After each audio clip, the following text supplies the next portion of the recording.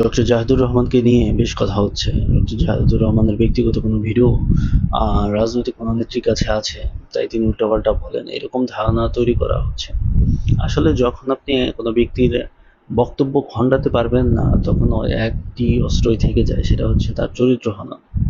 বাংলাদেশে মানে চরিত্রবান লোক বেশি, তো এই জন্য মানে চরিত্র হননের ভয় সবাই পায়। তো তার স্ত্রী বলেছে যে যদি এটা হয়েও থাকে তাহলে আসলে সেটা দায় হচ্ছে ওনার, এবং উনি আইনগত ব্যবস্থা নিতে পারেন।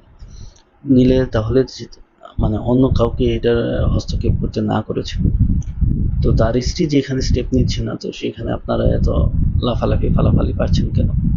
তার ব্যক্তিগত এইসব ভিডিওর জন্য তো তার রাজনৈতিক বক্তব্য আপনি ইনভ্যালিড করে দিতে পারবেন না।